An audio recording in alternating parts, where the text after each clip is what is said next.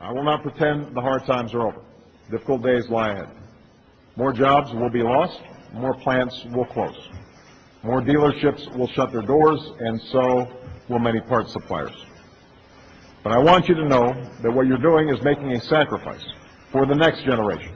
A sacrifice you may not have chose to make, but a sacrifice you were nevertheless called to make so that your children and all of our children can grow up in America that still makes things. Well, the Democrats' way of running this country is to go tell us all how we ought to make sacrifices. God, they're great on that stuff.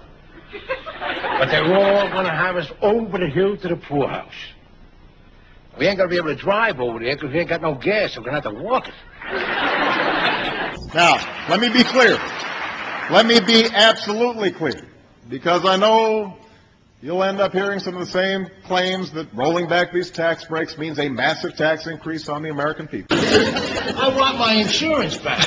Now, Archie, I'm afraid it's not as simple as that. You see, this little code listing up here in the corner indicates you're in what we call an HRN. HRN, what's that? A high-risk neighborhood. What is that?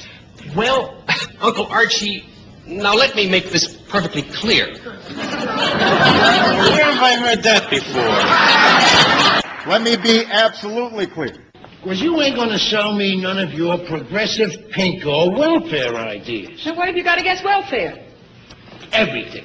I am sick and tired of people like you giving away my hard-earned money to a bunch of families who ain't even related to me. Last month we marked the 8th anniversary of the attacks on 9/11, and on that terrible day when terrorists brought so much death and destruction on our shores and so many lives were lost, many of you were the first on the scenes, saving lives, working tirelessly to bring those responsible to justice, and guarding against future attacks in subsequent weeks and months and years. And that's your stick-ups and your skyjackets, which, if that was up to me, I could end the skyjackets tomorrow. You could? All you got to do is arm all your passengers. And then he ain't got no more superiority there, and he ain't going to dare to pull out no rod. And then your airlines, then they wouldn't have to safe the passengers on the ground no more.